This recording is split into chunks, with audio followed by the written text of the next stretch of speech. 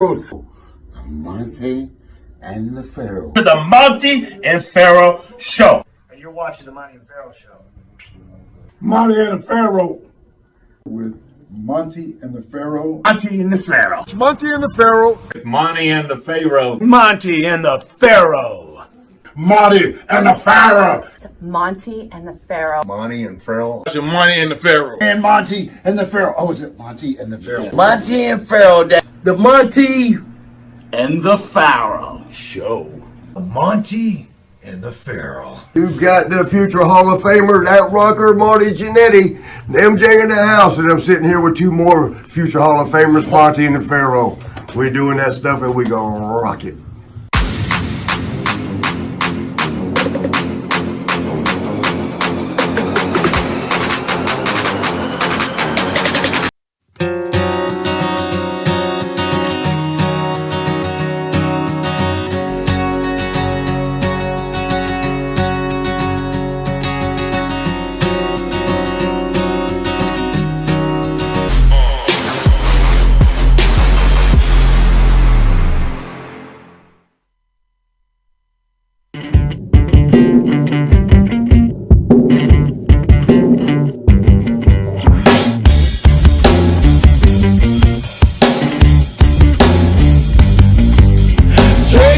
Straight to the top. We're living this life, not just dreaming it, we're doing it for it. Straight to the top. Working hard every day just to live out that tower.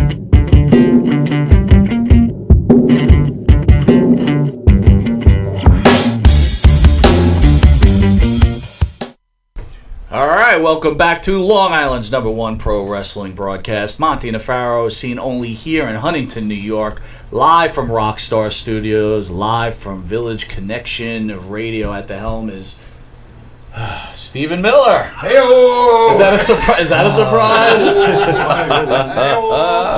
And to the right is the star of the show, Jimmy Farrow. Jimmy, how are you, buddy? Hello. And over across is Mr. J.J. McGuire. Mr. McGuire, thanks for joining us. And Wisteria Hall's own Bart Griggs. Bartman! Off camera is Scott Casey. Scott, how are you? Still kicking. Still kicking. And then the guest of honor, none other than Hall of Famer, WWE Hall of Famer, Hillbilly Jim. Spoken in my best hillbilly accent, Long Island. Oh, look at Long Island too. Okay. I had a few of them at Nassau Coliseum in my time. That's what I was about to say. What I used to live at Coliseum out of Union. Is that Uniondale? Uniondale, yeah. Uniondale. I used to remember back in. Big thing about that, I love the Nets, the New Jersey Nets. When Dr. J was there, man, they were bad. Long Island, you know. You were here during that No, time? I remember them. I remember that basketball team. From down in Kentucky, we had the Kentucky Colonels. That's right. So they had a big rivalry kind of thing going down did. there with the Colonels, with Dan Issel and you know, and Gilmore, Marcus Gilmore, and man, those were the days that ABA basketball. That was my thing, man. Yeah. Of course, McGuire knows he's a Kentucky boy down there. We know how bad that Kentucky bleeds down there basketball. The Blue Nation. They're crazy about that basketball. Were you a basketball guy? I was. You're a tall guy. I was first team All-State in Kentucky, and I had about 35 college scholarships. I finally went up going to 4 or 5 different schools. They just didn't seem to work for me, but I got to stop at a lot of different schools and hang out for a while there, and until I realized that it wasn't cut out for me. You know, I played a little bit of pro ball for a little bit in Europe over there in the European Basketball League up in Belgium for a while. I got me an agent one time out of Chicago. A guy named his name was Rudoy. I've heard Rudoy. He was a big time agent for European basketball. And I went over and tried to do that, but that didn't work for me. It just wasn't my cup of tea. I tried it and tried out for the 76ers one time. How'd that go? Good. I kept me till I was walking there. I stayed. They had a kid named Steve Mix. You remember that guy? Yep. Steve Mix. He was the token white guy. He jumped back that high, maybe on a good day. Maybe that high, right? No, good player from Toledo or somewhere, right? Serviceable. And they kept him around because he was a good PR guy in town. Because he was white. They need the white guy. You need a white guy. Yeah, I got it. I wouldn't man. But he's a good player. But he was. I think he was a college All-American.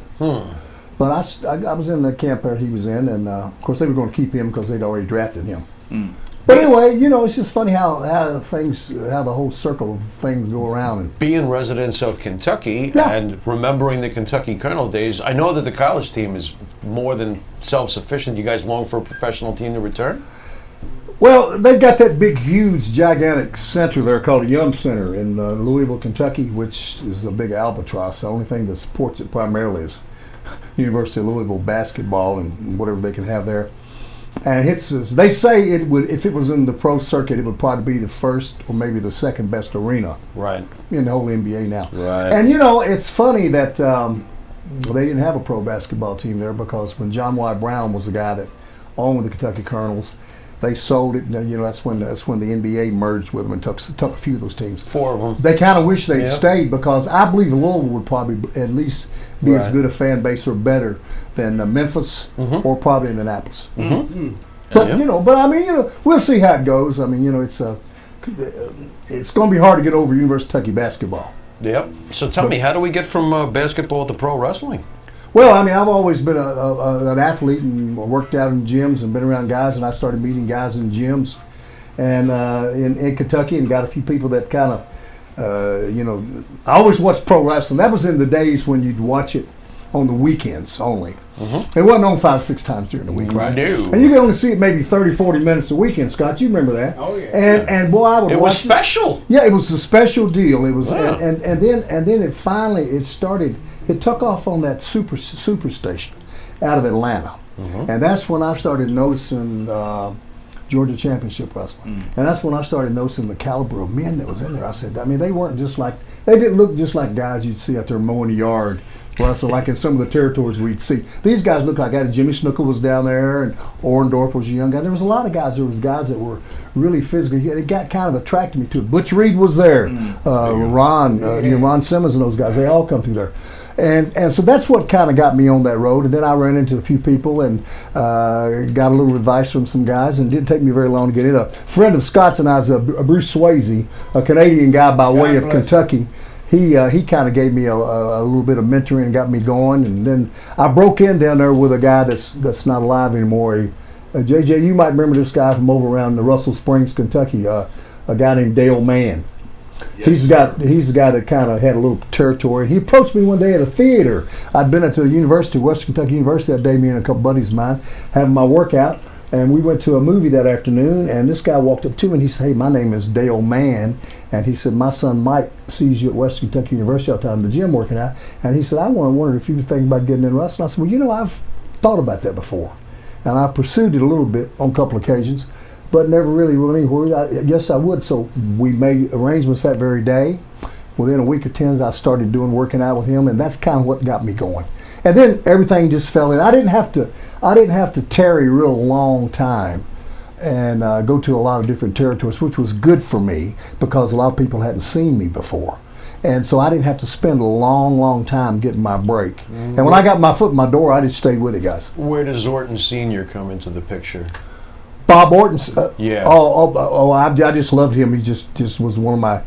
Well, he was just kind of a hero to me, you know. Okay. And was he one of the guys you patterned yourself?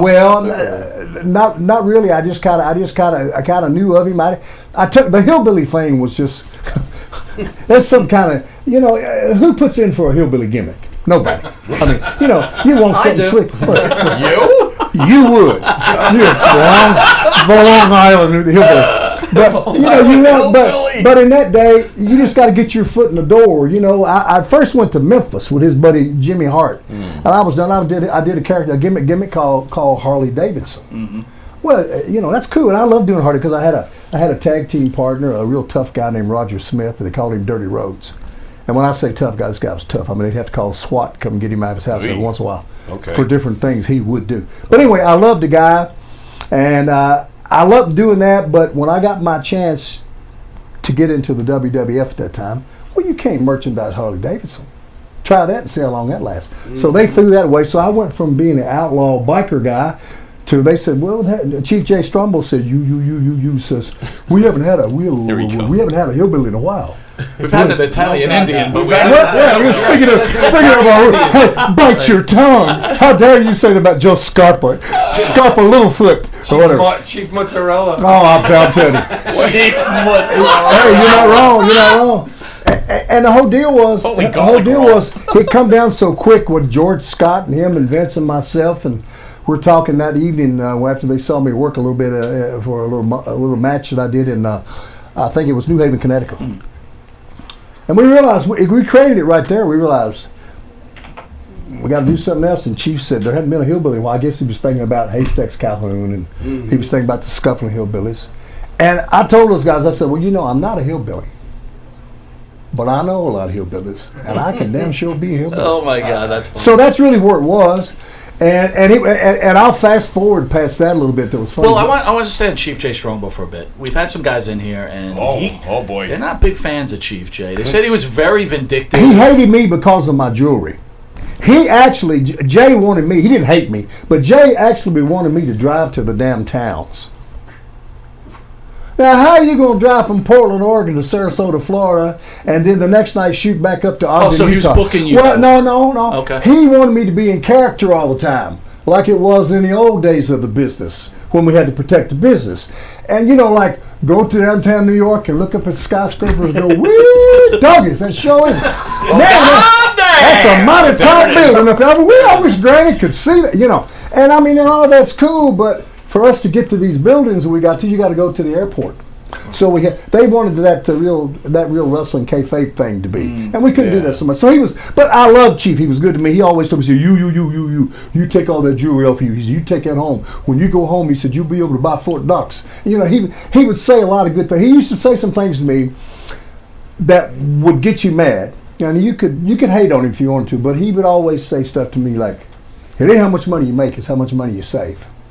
Right. He'd say things that were really good, He'd say things to me that I really picked. Now, he could be mean, and he could be really evil to you, and he could put you into some teases if he didn't like you. If you got on his bad side, since he had a lot of pull at the office there, he could turn it. So his rep is somewhat. Oh yes, absolutely, okay. Absolutely. Right. But brothers, I had a deal about me, and Scott can tell you, Jimmy. I never got no heat with nobody. You never hear nobody say anything about me because I treat everybody the same, man. Like I ain't down with that crap, man. I'm here to make my money and do my thing. I move on through. I'm not here for a long time. I'm here for a good time. Let me get myself and go on, move on. Because I was looking for something to do when I started doing this. That was my way. And I knew that I had an opportunity to get in that business, and that's why I knew it was my duty to reach out and grab as much of it as I could, whatever that meant. If that meant money, good. If it meant fame, or if it meant notoriety, whatever. Because I knew it wasn't going to last long. Because nothing lasts long, and there's nothing sadder than to see somebody stay around too long. Well, you were get along type of guy, right? So we had that hat's working for me. You're wearing there, brother. Well, that's the gimmick. You are the man. You are the man. The man. We had Animal in here, and he was pretty. We've got a couple. We have Evan Ginsberg, who has a show. He wrote was an associate producer for The Wrestler and 350 Days. I don't know if you wear those movies. He's a big proponent for professional wrestlers having insurance and pensions and yada yada yada. We had a discussion with Animal today about that particular thing, and he feels that the WWE should start ponying up money, and we had a discussion about unionizing. Were you around at the time when Ventura was trying to unionize you guys? And what was your deal with that? Is this still working? Did I mess this up because it came off of me? Am I okay? I'll just hold it here. Listen, man, here's my deal. That would have been nice if we had a union, and I know Jesse got a lot of heat, but that's been tried many times in the business, and it always gets shot down like the Hindenburg, man. Right. I mean, them promoters will pull the rug out of money, you be gone. My whole deal is, as I look back upon it now, I was a big boy when I got in the business, and I was a big boy as I was in the business, and I realized this ain't gonna last forever. So I knew my duty. We were called what's called independent contractors. Mm-hmm. So I realized it's my duty, Scott Casey, to save my money. It's my duty to pay my taxes. I ain't gonna bitch and moan, but somebody ain't done me. I don't care. If that's your bag and you want to do it, good. Hey, listen, I feel this way. They don't owe me nothing. No.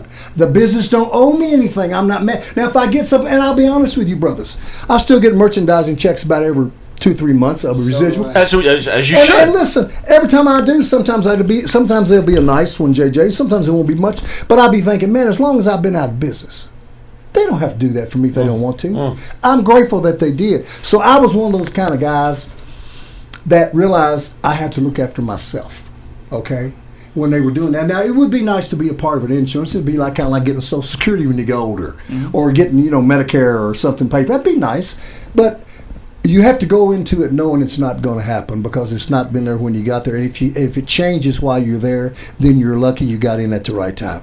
But I went on and tried to make those provisions for myself because I didn't want to be one of those. I don't want to be bitter, okay? I don't want to be bitter and run around bitching, mom. Oh, shoot. Look, man, listen. Everybody makes more money now than we did. I wrestled one time 63 straight nights. 63. All over the nation. And I flew 53 of the 63 nights. These boys don't do that now. And I ain't mad because these kids that are doing it now are sweet kids. Every time I'm around them, they're nice to me. Listen, I'm not saying, oh, it was better in my day than it is now. It was just the best it was at that day because the old timers before us, some of them were kind of vindictive, Scott can tell you. And they would be kind of mad at you. And they'd be hating on you, I didn't want to be that. And that's why these young boys now don't hate on us so much because we never treated them like that. Right. I'm always nice to those guys, And I just realized, you just get what you get out of it.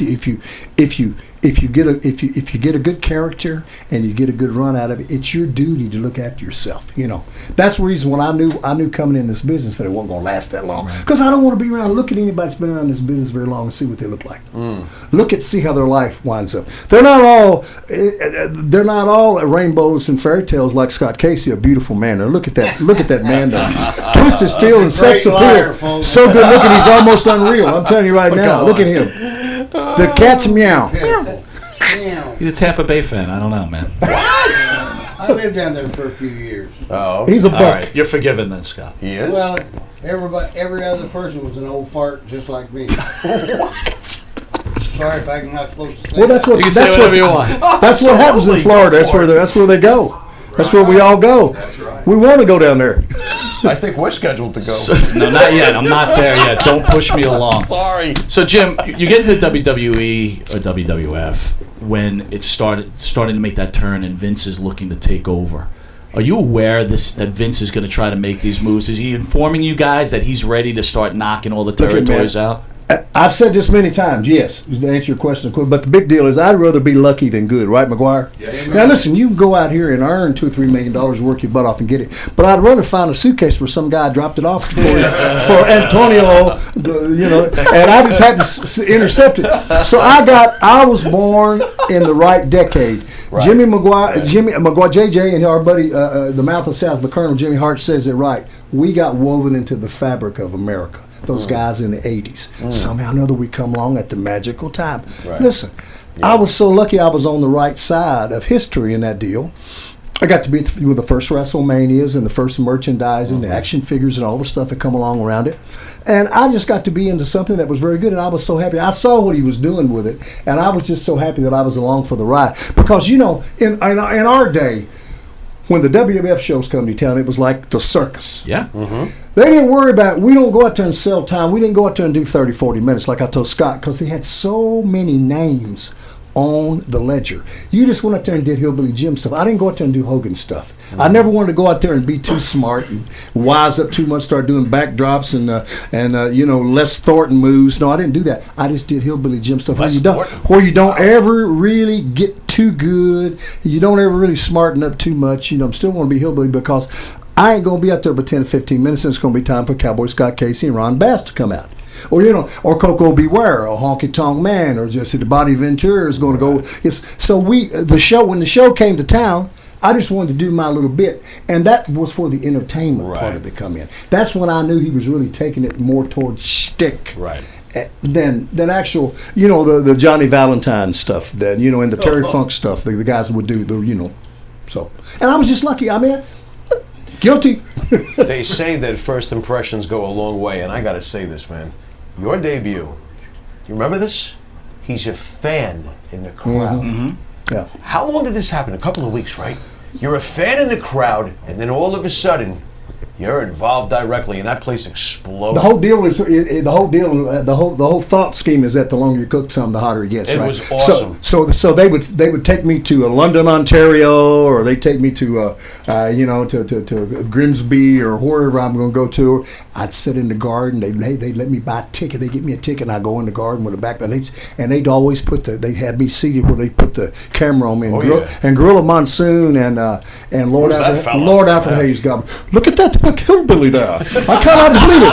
Yeah, he's a big one. He's a big WWF fan. He follows it all over the place. And I'd be out there just like I'm twisting my hat. And I'd be going around, and I'd stay at the different. And it pissed me off. I'd had to stay at the worst hotels because I couldn't see the good girls. The hotels I'd be staying at, the good-looking girls weren't there. The boys would be at the good hotels, right? I'd be stuck off somewhere because they didn't want me too close to them because we were still kind of kayfabing a bit. Right. So that worked for several months until finally I was at TV taping in Poughkeepsie, and the deal went down when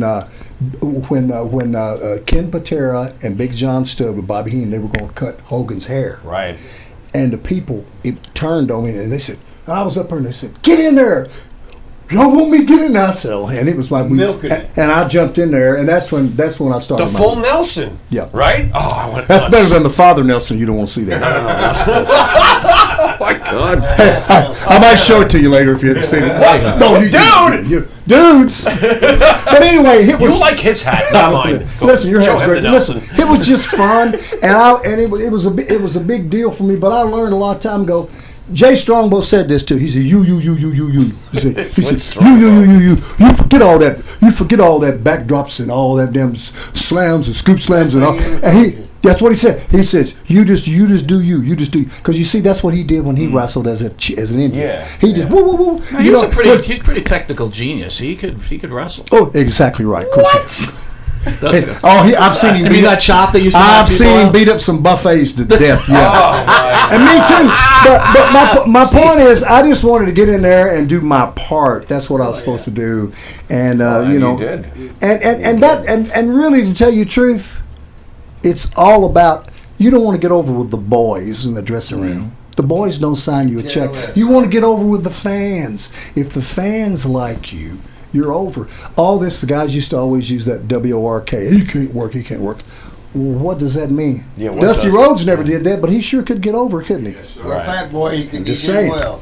I'm just saying, Right. So that's kind of where I was. And listen, I was just happy to be along with the ride and to be around some. I got exposed to some of the greatest wrestlers in the whole history of the world. Andre, my buddy, and wrestle with Don Morocco and Cowboy Bob Orton, Junior, and You mentioned Andre. You got any Andre stories? Which one? What do you want? You give me your best Andre story. I got all. Put us over the top.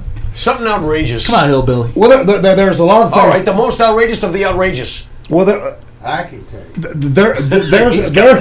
There's a ton of things done. One time, he and I got on an airplane. The day after Christmas in Miami, Florida, we were going to Hare Arena in Dayton, Ohio, because we were I was working this lovely match where I was making the most money I ever made in my life, and the match was like this. It was me and Andre and Captain Lou Albano versus Big John Studd, King Kong Bundy, and Bobby the Brain Heenan. Nice. We took it to the gardens, every gardens they had anywhere, LA Forum, everywhere. It was great. And I'd get in the ring, do my little, and Studd and Bundy would beat the hell out of me because they knew as soon as I tagged the big man in, he's going to throw them around like rubber balls. And he'd beat the hell out of me. It was funny. But anyway, one morning we got up after that. It was on Christmas Day we did that, and nothing more depressing, brother, than being Miami on Christmas Day. Old dudes walking around with cigars and white socks up here, and it's 80 degrees. I'm from Kentucky. I want to see snow, right? I don't see no snow. I have to leave my home for that. So anyway, we get up and we both go to the airport, U.S. Air. He makes me sit next to him. Now I'm 315 at that time, whatever, and I'm sitting here on his hair, and he's sitting here, and he said, "Boss, let's have a drink." Okay. I look, okay. Long story to the finish.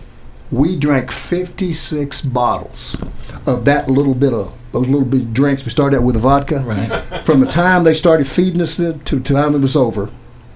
And the girls were mortified. They said, "Y'all drank up here everything." I had 8. Oh my God. I drank 8 and I was shit-faced. 48 for He drank that many. 48 48. And then he walked out into the snow, where it was snow. He was sweating, and he looked like a Yeti or some kind of. Steam was coming over about. I mean, everybody around him was like, I said, if somebody scripted this, Spielberg, wouldn't nobody believe it. I told the guys in the car, I seen it. I mean, I watched him do it. I drank eight of them. I mean, he was so big. His ring, his finger was so big. He had a ring that you could drop a silver dollar right through it. Oh, easy. How come you were never on the first WrestleMania card? I got the knee injury. Oh, okay. Oh, I was set to go right there. I got my kneecap. And you didn't work with February the 25th, 1985, I got my kneecap kicked right here. My kneecap went right here.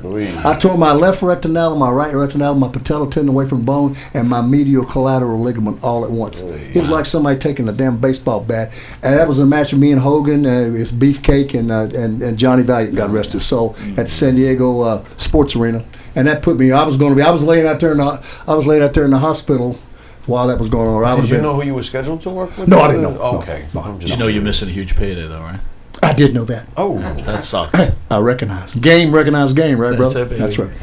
So they bring in the other hillbillies, right? And well, Uncle Jimmy Hart Uncle, and right? I, after I got hurt, went down. Mm-hmm. That's when they started bringing those in. That's when we brought in that Cousin Junior. I called this guy named Cousin Lanny Kane, who's the guy kind of broke me in with Dale Mann, and I wanted to return a favor. I said, hey, cousin. I said, hey, man, I need somebody to come in and do it. He came in. He was a better hillbilly than you could ever be. I mean, barefooted. Right. He could do that mule kick and all that shit. We took him right out. We came right in, and I managed him. We were out at the Oakland Coliseum out there where all the Samoans was live. he Cousin Luke, right? No. This is way before Cousin. This was Cousin Junior. Okay. Lanny King. And he got over. And then he started going absolutely crazy. Got like $10,000, $15,000, and he went crazy. He went like, I guess he thought he was Zuckerberg rich or something. And anyway, that's when Jimmy come in with Uncle Elmer, Stan Frazier, right? And Cousin Luke come later. Right, Gene okay. Lewis. Gotcha. So I thought I had a whole menagerie of hillbillies. It was great. I got to manage them. And then once I got healed up, they all just they went with it. So that's why. Well,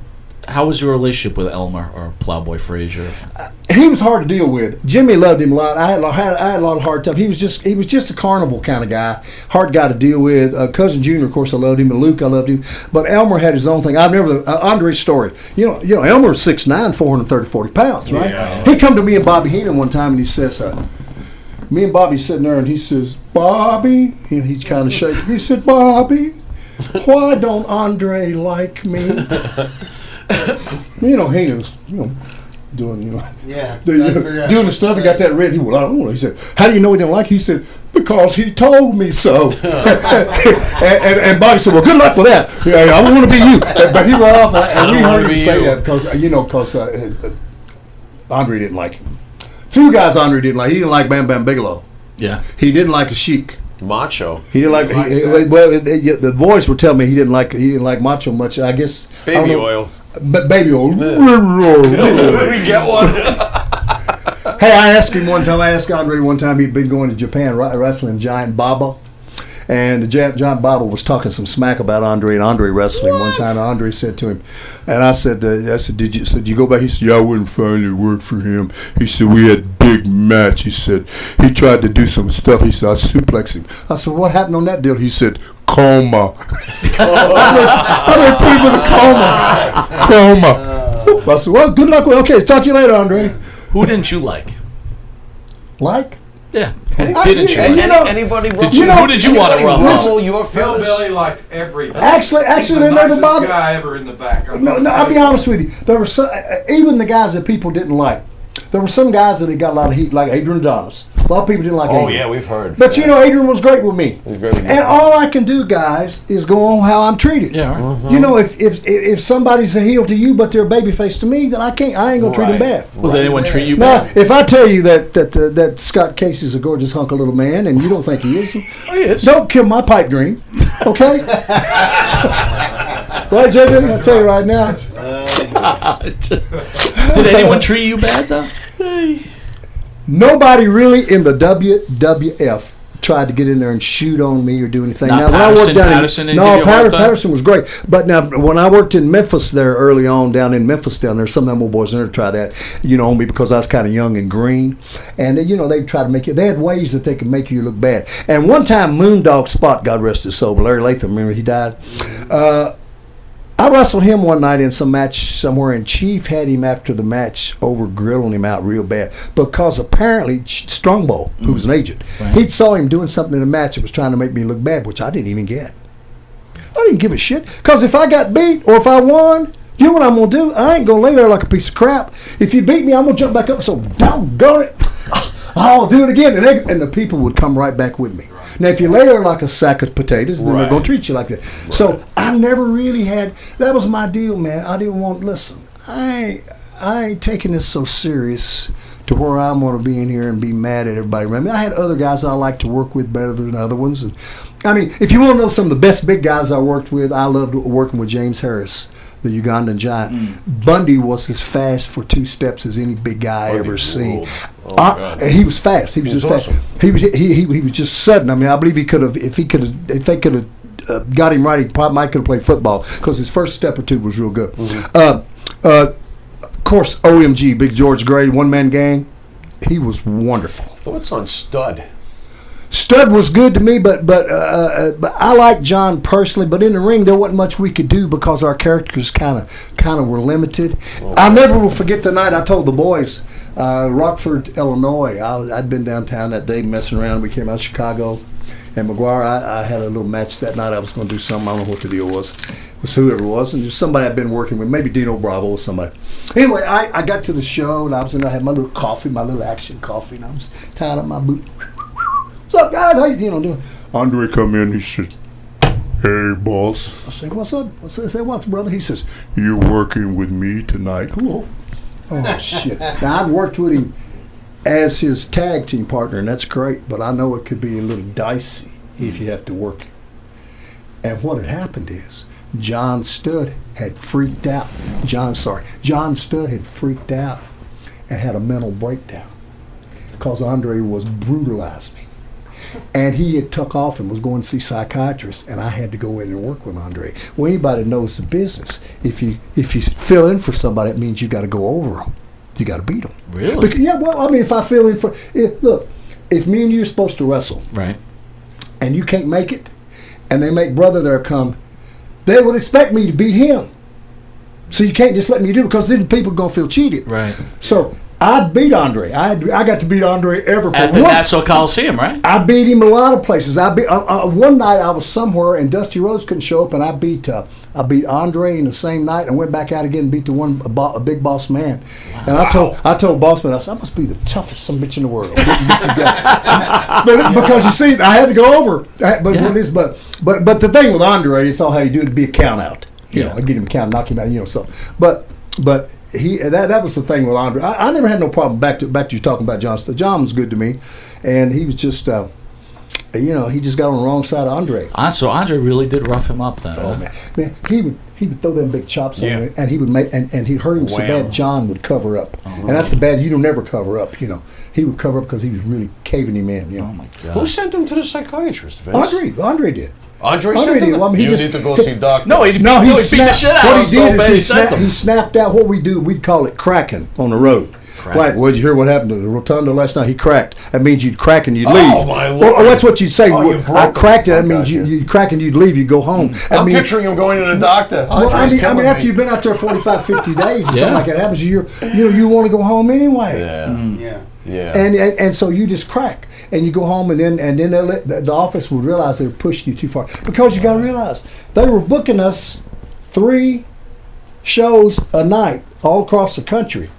They had 3 crews: the East Coast crew, West Coast crew, the middle of the country, and we were Buttermilk crew. Buttermilk Run, and it depends on where you were, but you'd work a lot of days. So sometimes you'd go to TV and get your new booking sheet. And you wouldn't have no time off, and you just come off 28 days, and then you go right through to the next TV with no. And you'd see guys you'd see them just about ready to losing it. Yeah, they lose it. Yeah, it was brutal. But you know what? Now that I did it, it don't seem like I did it because it seems so distant ago and so far away. I'm happy I did it. I mean, but you can only do that when you're young. Yeah. There ain't nothing stronger, and I'll tell the audience out there ain't nothing stronger in nature than youth. Yeah, believe me. When you're young, you close to being Superman as you're ever going to be, even you, Scott Casey. Agree. I like it when you wear them little tight Superman underwear. Thank you. You gonna wear them nice one? I'm killing you right now. Oh my God. Killing? It's a compliment. Putting him over. Putting him over. Was It's it- better than putting him under. That's right. Hillbilly, was there ever any talk about swerving the fans and kind of having you turn on Hogan at any point? They never thought about that? No. You don't mess with. No. You know what? And you know what? And I'm so damn glad I did it because I didn't want to do that. Right. I just want You to. were happy being a face. I just want to be. I just Interesting. listen. All right. You don't want to be an evil hillbilly. Yeah, it's kind of weird. I mean, you evil know, I hillbilly. kind of like it. Wait a minute. What was it? The Hills Have Eyes? They were evil hillbillies, weren't they? I can't. Surprised you didn't have to have plastic surgery. Not Smile me. all the time. Not me. Right. Oh, well, yeah. You were there during Randy Savage's prime, obviously. Oh, You know, yeah. like all that- is- Like brother said over there, we were talking about earlier. I'm the one that got in from the South down there, and I'm the one that got the calling for Jimmy Hart. When Jimmy came in, Jimmy brought in a lot of boys from the South. Yeah. He brought in Rick Rude, got in Macho Man Randy Savage, Elizabeth Right. came in. I think maybe even Neidhart might have come in through there too. You know, How true are the rumors about Randy being very protective of Elizabeth? Oh, Completely true. 1,000% true. yeah. Like TV dinners, 28 days, they're in the fridge, you're locked in. Locked in a car Insanely like jealous. that? Really? Insanely jealous because he knew me Wow. because I'm from down there where he's from, and I knew him for forever down there when they used to run that ICW. Him and his dad and his brother, and Bob Roop was down there, Cowboy Bob. Yep. And, they were all, and I know Elizabeth too. Elizabeth was from a little town called Frankfort, Kentucky, by way of Lexington, and. Ken Patera would, if he can remember this, one night we were in Indianapolis and we just got in one afternoon and we just all got in the front of the hotel and, Randy and Elizabeth were running around. Randy was the champ, the Intercontinental champion, and Elizabeth was the thing. Everybody wanted to see Elizabeth. So as we got ready to go into the building there, Ken was standing there and we were getting ready to go in the hotel. And I walked by Randy and I walked by Elizabeth and I say, "Hey, champ, how you doing, Randy?" Oh. I call her champ. He said, "Oh, I know where you're going there." And Elizabeth just, but he loved that with me because he knew that's how I was. Right, right. Because, I'm saying, listen, you ain't fooling nobody. She's drawing this thing, baby. Everybody wants to see Elizabeth. But he was that way, but, I mean, hey, go figure. Here's a strange question. The rock and wrestling cartoons, you get any scratch from that? Yeah. Yeah. Oh, look at that. Okay. I get paid. Decent. Listen, I found that they paid me. I can't say, Scott, that they didn't pay me for anything I ever did. They paid me for everything. It might not be what I want. Mm-hmm. But let me ask you something, boys. You guys and your listeners, check it all out. Scott, I can't put my ass on national television. I can't put myself on USA Network. I can't make action figures That's out of right. myself. Yeah. I can't promote myself. I can't make records. I've got gold records at home for things that we did. JJ knows, and we'll probably do something like that here in a minute. Maybe sing a song what that I'm JJ talking wants about. to. Yes, If, yes. if I can get old Merle JJ to sing with me. But look here, I can't do this myself. In other words, they've got to recoup their money. I ain't mad for somebody recouping their money, but I found out it's like the old deal. If they gave you thousands, they probably made hundreds of thousands. If they give you 10,000, Sure. But you know what? I go back to what I said. I can't do it myself. Right. That's right. Wouldn't have been there without Get out here and try to buy yourself some national television time. Right. Listen, I've had a job for Sirius XM Radio for 15 years. I've got my own show, Hillbilly Jim's Moonshine Matinee. Little Stephen Van Zant's my job. I didn't get that because I'm Jim Morris. I got it because I'm Hillbilly Jim. That's right.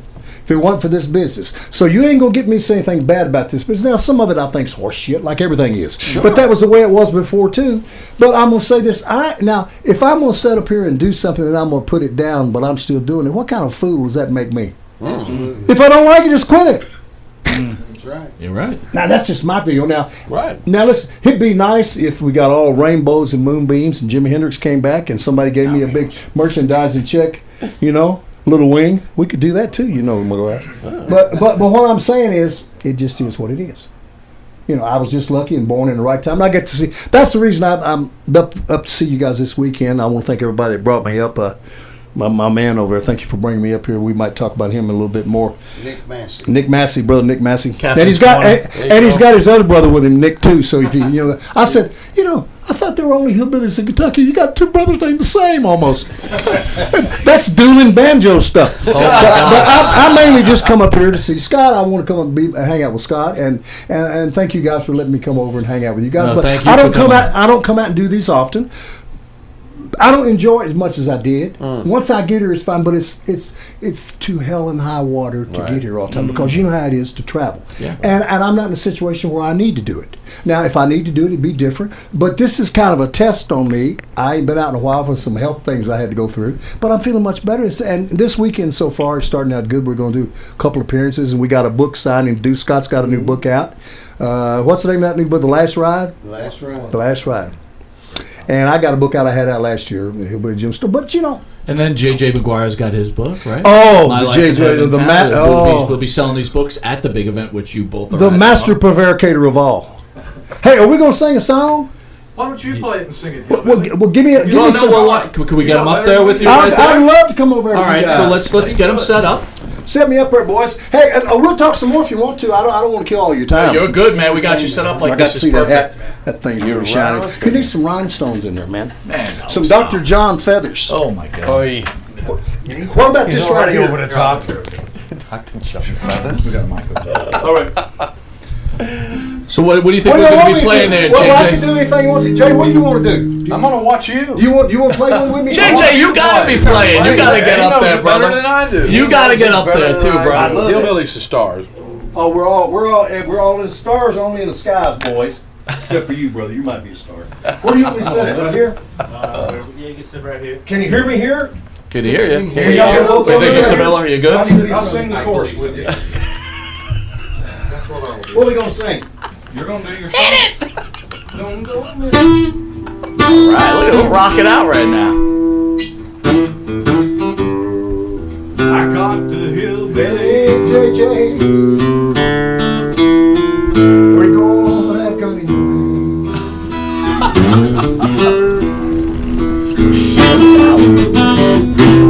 Hey. Hey, JJ. Where you going with that gun in your hand? Hey, baby, I'm going down to shoot my old lady. Only on Monty and the Pharaoh, brother. Caught her hanging out with those boys in Long Island. I love it. Iced tea. We'll do a little. You will do the country boy song. Yeah, go ahead.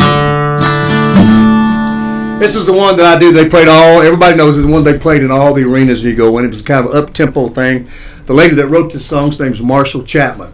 And the story on this is some people from the WWE offices called down to Nashville, Tennessee, and they called into this one particular guy's office. I think it was like Shel Silverstein, and they said, "We got this wrestling guy who needs some music, some ring music. He's a country boy, kind of an up-tempo thing, and we need you to write something." And Shel Silverstein said, "Well." And about that time, Marshall Chapman, the lady, opened the door and just walked in. She's going to write. He said, "I've got the person that's going to write it right here now." She didn't know what the hell he's talking, because she told me the story about her writing it, about the don't messing with the country boy song. Don't go messing with a country boy, country boy, country boy. Don't go messing with a country boy, don't mess with a country boy. When I was a little bitty boy, baby, cut my teeth on a big oak tree. Mama filled my bottle from my moonshine still. My first meal was a bear she killed. A bear she killed, a bear she killed. My first meal was a bear she killed. Well, I grew, and by the time I was 10, I was 6 feet tall and a man among men. Love my work and I love my play. Hate the fool that'll get my way. Get my way, get my way. Hate the fool that'll get my way. Come on, James. Don't go messing with a country boy, country boy, country boy. Don't go messing with a country boy, don't mess with a country boy. Don't go messing with a country boy, country boy, country boy. Don't go messing with a country boy, don't mess with a country boy. Country boy, country boy, don't go messing with a country boy. How about that, ladies and gentlemen? You want to give us one more? And We'll give you one more. I'll let it be. Let it be the light. What do y'all want? Y'all want some country? Oh, we can do that too. We don't know, don't we, James? Here's one we're gonna do that I love so much, and I told this guy, I had him on my radio show one time, and I said, "Brother, to me, you were the greatest guitar players I ever knew because we used to get them in the garage. He said, "Oh, I couldn't play at all." I said, "BS." I said, "You had some of the best riffs in all of rock and roll." Who's this? And well.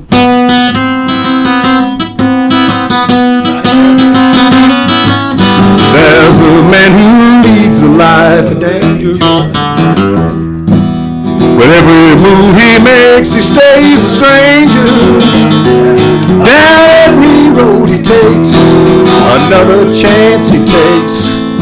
Odds are he won't live to see tomorrow. Sing it if you know it. Secret Asian man, secret Asian man.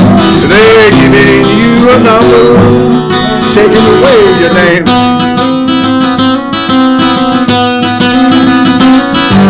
Cruising on the Riviera one day, sleeping in the Bombay alley the next day.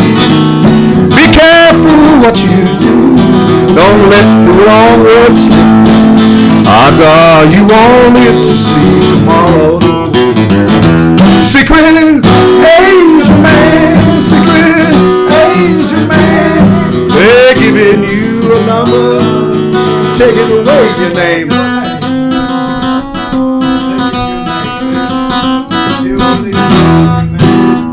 And how about this one? Oh, nice. Well, I hear that train coming, rolling round the bend. I ain't seen the sunshine since I don't know when, 'cause I'm stuck in Folsom Prison. Time keeps dragging on, and that train keeps on rolling on down to San Antone. When I was just a baby, Mama told me, son, always be a good boy, don't ever play with guns. But I shot that man in Reno just to watch him die. When I hear that lonesome whistle, I hang my head and we're gonna finish it up now. Well, if they free me from this prison, if that railroad train was mine, then I'd move it on a little further down the line, far from Folsom Prison. That's where I want to stay. And I'd let that lonesome whistle blow my blues away.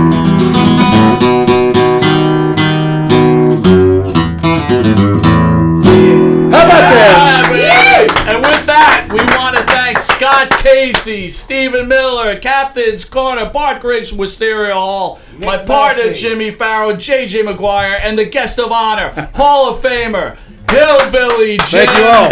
Thank you. My We'll pleasure. catch you tomorrow at the big event in New York where we'll all be there, and you can catch Monty DeFaro every Tuesday from 8:30 to 9 p.m. on Channel 115, and catch us every Thursday here from Village Connection Radio, 8:05 to 9 p.m. We'll see you next Thursday. Later. Long Island.